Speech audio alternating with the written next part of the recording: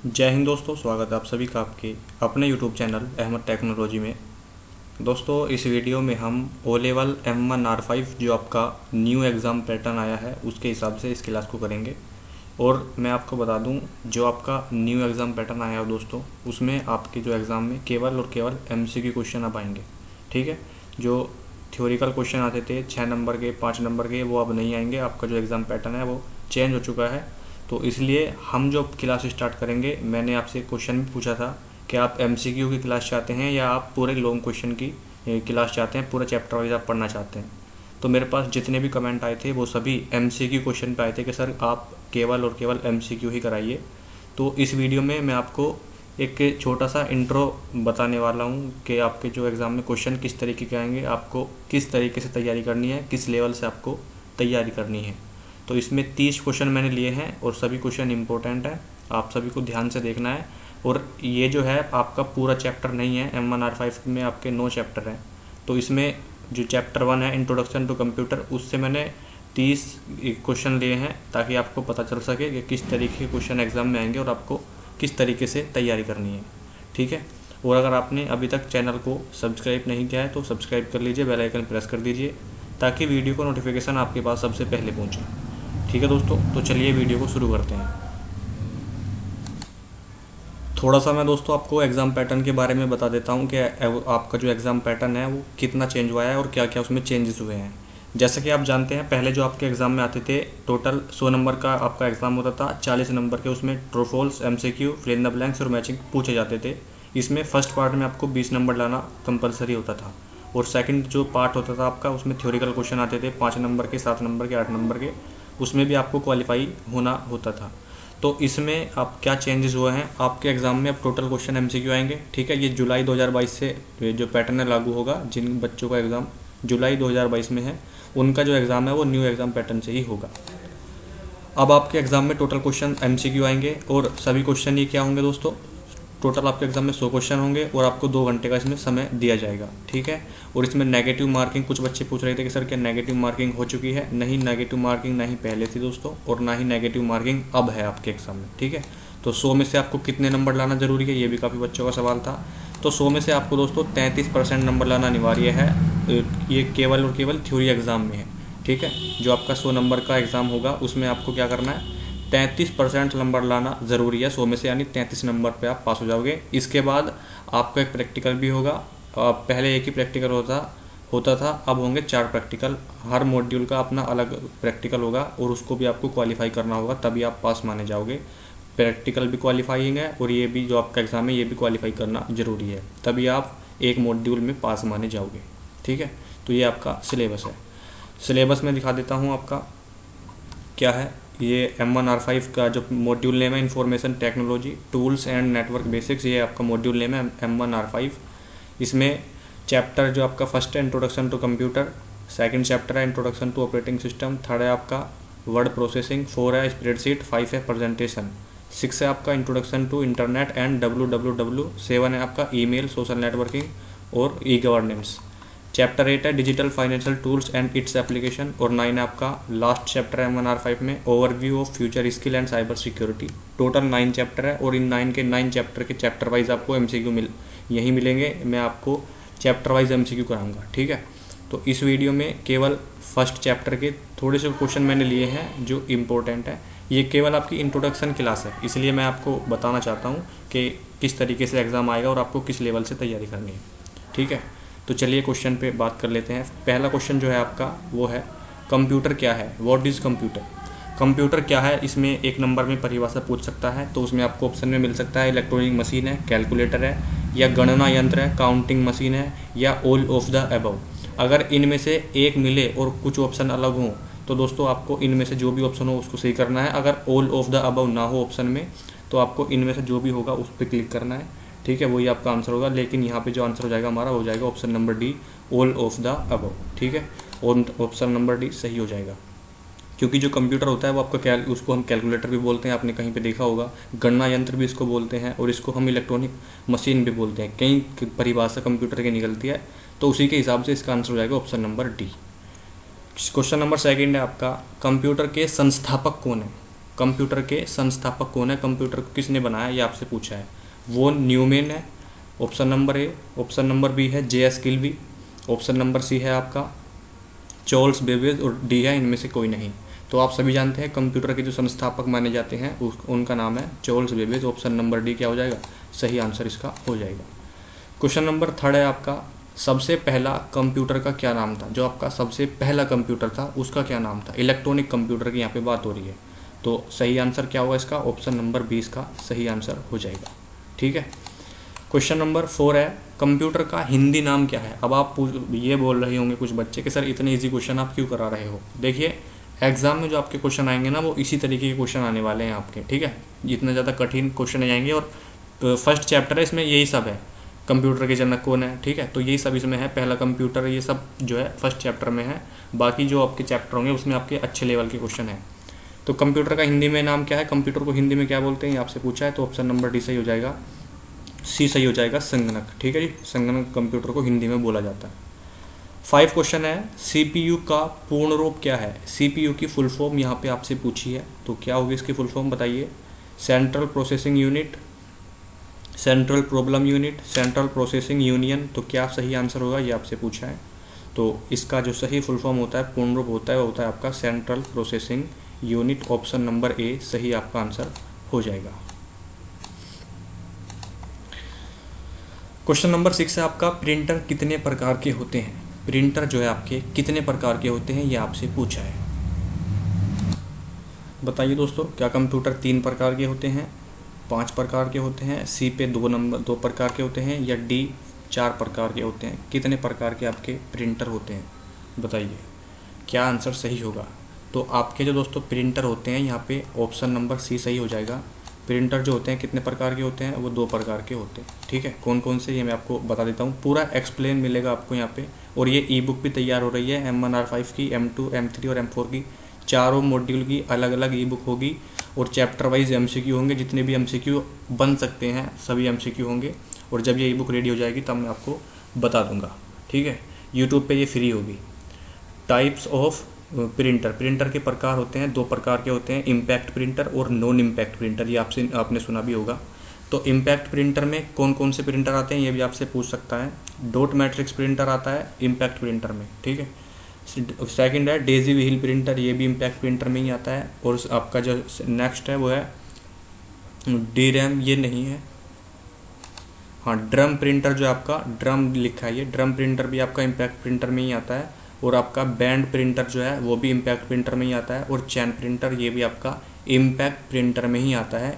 जो भी प्रिंटर देगा और पूछेगा कि ये इम्पैक्ट का है या नॉन इम्पैक्ट का है, इस तरीके से क्वेश्चन पूछ सकता है, तो आपको ये याद रखना है।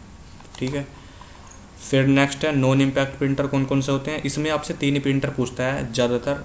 पहला है लेज़र प्रिंटर, ये नॉन इम्पैक्ट का होता है। इंकजेट प्रिंटर, ये भी नॉन इम्पैक्ट। और थर्मल प्रिंटर, ये भी आपका नॉन इम्पैक्ट प्रिंटर का ही उदाहरण है, ये आपसे पूछ सकता है, इम्पोर्टेंट है।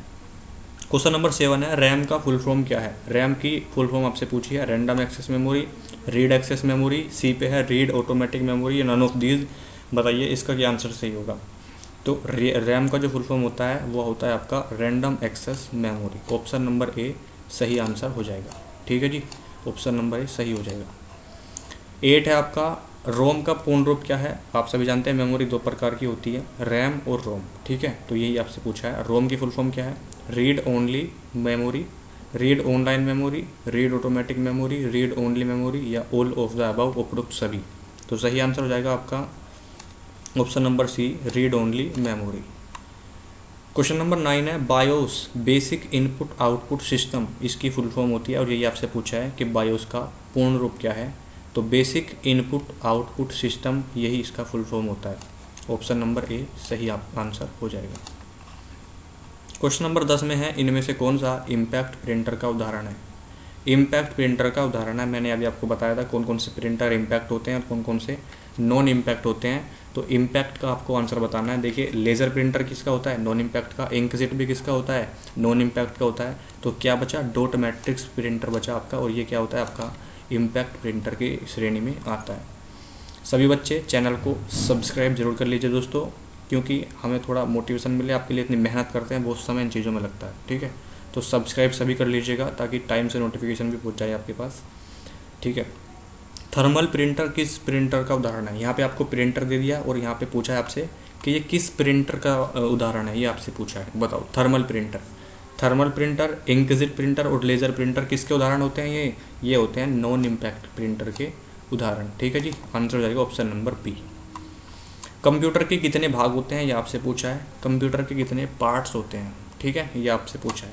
तो कंप्यूटर के बताइए दोस्तों कितने भाग होते हैं? कंप्यूटर के 4 भाग होते हैं, ये आप सभी जानते हैं। नहीं पता है तो नोट डाउन कर लीजिए।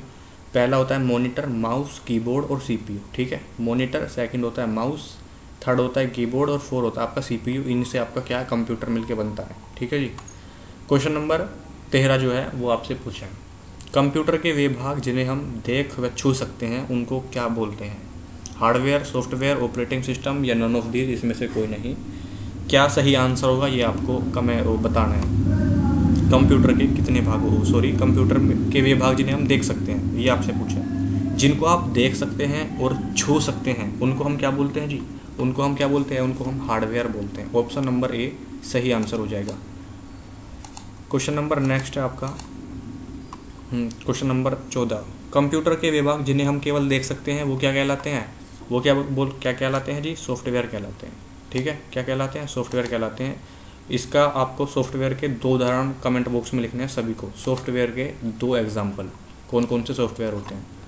कंप्यूटर सिस्टम के कितने घटक होते हैं? कंप्यूटर सिस्टम के आपके 4 घटक होते हैं, इनपुट, आउटपुट, प्रोसेस और मेमोरी। ऑप्शन नंबर ए सही हो जाएगा। नीचे लिखे भी हैं इनके चारों घटक। इनपुट डिवाइसेस कौन कौन सी होती हैं ये आपसे यहाँ पर पूछा है।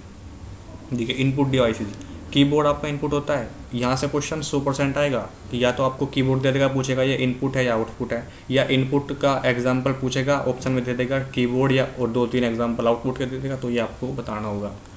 कीबोर्ड आपका इनपुट डिवाइस होता है, माउस आपका इनपुट डिवाइस होता है, आपका स्कैनर इनपुट डिवाइस होता है, जॉयस्टिक गेम खेलने के लिए यूज़ किया जाता है, ये भी इनपुट होता है, माइक्रोफोन इनपुट, लाइट पेन भी इनपुट होता है, वेब कैमरा भी इनपुट होता है, बायोमेट्रिक भी आपका क्या होता है, इनपुट डिवाइस ही होता है, और सेंसर भी आपका इनपुट डिवाइस ही होता है।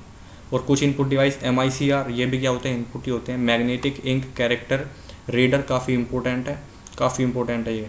OCR optical character reader, BCR bar code reader और OMR ऑप्टिकल मार्क रीडर, चारों की फुल फॉर्म इंपॉर्टेंट है, आपको याद होनी चाहिए। आउटपुट डिवाइस के क्या उदाहरण है? और मॉनिटर आपका क्या होता है, जिसपे हम आपको लैपटॉप की स्क्रीन है, ये क्या कहलाती है जी? मॉनिटर। तो इसको क्या बोलते हैं? आउटपुट डिवाइस बोलते हैं। प्रिंटर हो गया, हेडफोन हो गया, ये सब आपके किसके उदाहरण होते हैं जी? ये आपके सभी आउटपुट डिवाइस के उदाहरण होते हैं। उसके बाद VDU, ये भी आपका आउटपुट ही होता है। Visual display unit, CRT cathode ray tube, ठीक है, और LCD लिक्विड क्रिस्टल डिस्प्ले, और आपका LED लाइट एनीटिंग डायोड, ये भी आपका क्या होता है? LED की फुल फॉर्म होती है, ये भी आपका इन आउटपुट डिवाइस की श्रेणी में ही आता है। क्वेश्चन नंबर 16 है आपका, ALU का पूर्ण रूप क्या है? क्वेश्चन नंबर 16 का आंसर बताइए क्या होगा? ALU अर्थमेटिक लॉजिक यूनिट, इसकी फुल फॉर्म होती है, तो बताइए किस ऑप्शन पे है? Arithmetic logic unit, option number ए आपका क्या हो जाएगा? सही आंसर हो जाएगा। क्वेश्चन नंबर 17 है, मेमोरी मुख्यतः कितने प्रकार की होती है? मेमोरी जो है वो कितने प्रकार की होती है, ये आपसे पूछा है। तो मेमोरी आपकी 2 प्रकार की होती है, ये मैंने आपको बताया भी है। मेमोरी जो है फर्स्ट जो होती है वो होती है मुख्य मेमोरी, इसको मेन मेमोरी के नाम से भी जाना जाता है। यह भी 2 प्रकार की होती है। जो आपकी फर्स्ट मेमोरी है, मुख्य मेमोरी, इसमें भी 2 प्रकार की मेमोरी आती है, रैम और रोम। रैंडम एक्सेस मेमोरी रैम की फुल फॉर्म होती है, और इसके रैम के भी 4 पार्ट होते हैं। 3 पार्ट में यह होता है, SRAM static random access memory, DRAM dynamic random access memory, और SDRAM static dynamic random access memory. ये है आपकी रैम के ही पार्ट होते हैं। सेकंड होती है आपकी रोम, रीड ओनली मेमोरी। इसके भी कुछ टाइप्स होते हैं, PROM programmable read only memory, सभी फुल फॉर्म इंपॉर्टेंट है। EPROM का मतलब होता है erasable programmable read only memory, और EPROM का मतलब होता है डबल EPROM का electronics erasable programmable read only memory. जो लास्ट में रोम है, इनका मतलब सेम ही होता है, ठीक है। जो पीछे लिखा है बस इनका मतलब आपको याद होना चाहिए। रैम और रोम का मतलब सेम ही होता है, रीड ओनली मेमोरी और random access memory. Second memory जो होती है वो होती है सेकेंडरी मेमोरी। सेकेंडरी मेमोरी कौन कौन सी होती है ये आपको बताना है कमेंट बॉक्स में कमेंट करके। क्वेश्चन नंबर 18, वह कौन सी मेमोरी है जिसे कंप्यूटर बंद होने पर डाटा डिलीट हो जाता है? जिसमें से कंप्यूटर बंद होने पर डाटा डिलीट हो जाता है, वह कौन सी मेमोरी होती है? रैम होती है, रोम होती है, कैश मेमोरी होती है, या आपकी हार्ड डिस्क होती है? बताइए क्या आंसर सही होगा। तो इसका आंसर हो जाएगा आपका रैम। रैम में से जो कंप्यूटर बंद होते हैं डाटा डिलीट हो जाता है, ठीक है जी। क्या होता है? डाटा डिलीट हो जाता है, जो भी डाटा है, और आप उसको दोबारा से रिस्टोर भी नहीं कर सकते हो। क्वेश्चन नंबर 18 है, वह कौन सी मेमोरी है जो अस्थाई यानी वोलेटाइल मेमोरी होती है? ये आपसे पूछा है। तो अस्थाई कौन सी होती है? आप सभी जानते हैं रैम होती है। कौन सी होती है जी? रैम होती है। आंसर हो जाएगा ऑप्शन नंबर ए।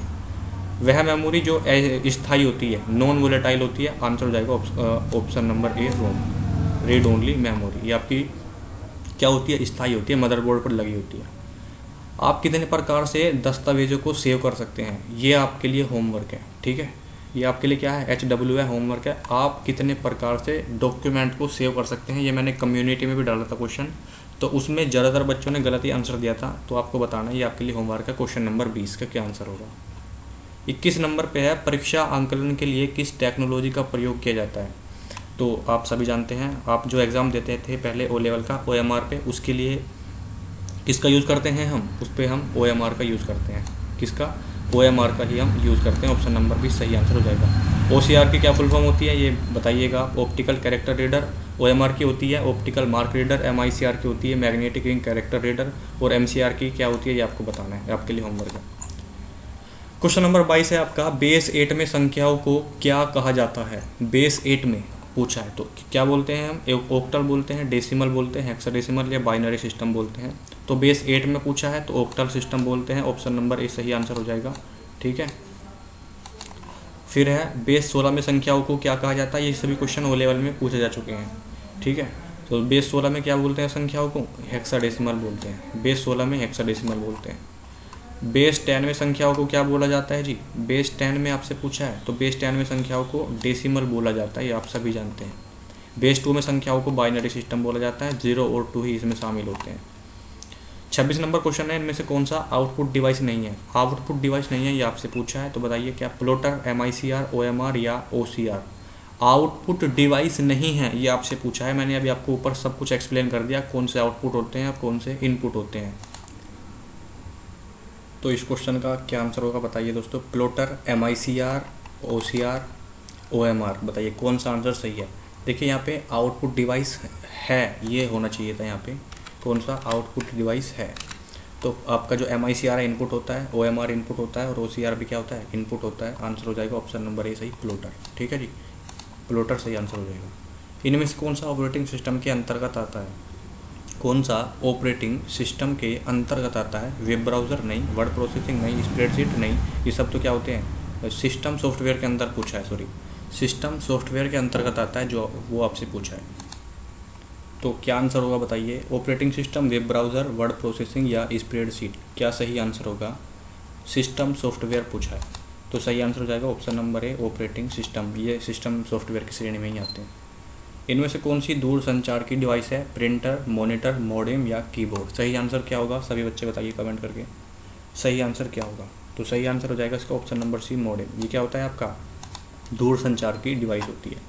क्वेश्चन नंबर 29, गेम्स खेलने के लिए सबसे उपयुक्त इनपुट डिवाइस है? ये मैंने आपको बताया था वीडियो की शुरुआत में ही। जॉयस्टिक जो आता है आपका गेम खेलने के लिए सबसे उपयुक्त होता है, बेस्ट होता है। क्वेश्चन नंबर 30 है, 1 बाइट कितने बिट्स के बराबर होता है? बताइए 1 बाइट कितने बिट्स के बराबर होता है, ये आपसे पूछा है। तो 1 बाइट जो होता है आपका 8 बिट्स के बराबर होता है, ठीक है। कितने बिट्स के? 8 बिट्स के। ये आपके लिए होमवर्क है। डैश मेमोरी फ्लिप फ्लॉप से मिलकर बनी होती है, कौन सी? रैम, रोम, EPROM या सभी? ठीक है जी, ये आपके लिए होमवर्क है। आप सभी को बताना है जो भी वीडियो देख रहे हैं कि इस क्वेश्चन का क्या आंसर होगा, 31 नंबर क्वेश्चन का। तो ये आपकी एक छोटी सी इंट्रो क्लास थी, आपको वीडियो पसंद आई होगी आशा करते हैं। सभी बच्चे इसको लाइक कीजिएगा, अपने दोस्तों को भी शेयर कीजिएगा, और अगर आपने दोस्तों अभी तक चैनल को सब्सक्राइब नहीं किया है तो सब्सक्राइब कर लीजिए, बेल आइकन प्रेस कर दीजिए ताकि वीडियो का नोटिफिकेशन आपके पास सबसे पहले पहुंचे। और चैनल को ना कोई सब्सक्राइब नहीं करता, कोई कॉमेडी का चैनल होगा, कोई गालियों का चैनल होगा, उन पे देखिएगा आप मिलियन सब्सक्राइबर मिलते हैं। कोई पढ़ाई का चैनल होगा उस पर 10 लाख, 15 लाख, 20 लाख ही सब्सक्राइबर आपको देखने को मिलते हैं। तो गाली का चैनल हम सब्सक्राइब तुरंत कर लेते हैं, क्यों? क्योंकि गाली हमें अच्छी लगती है। गाली हमें क्या लगती है?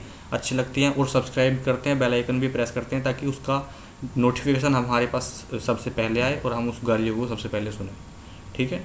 तो यार जो भी एजुकेशनल चैनल हो सभी को सपोर्ट किया करो प्लीज़, आपसे रिक्वेस्ट है। सभी चैनल को सब्सक्राइब कर दीजिएगा ठीक है जी। तो केवल यही आपके लिए मैं इस वीडियो में क्वेश्चन लेकर आया था। नेक्स्ट वीडियो जो आएगी आपकी वो पूरी एक चैप्टर की आएगी, एक चैप्टर के जो भी इंपॉर्टेंट MCQ हैं सभी उसमें हम करा देंगे। ठीक है जी। तो ये आपकी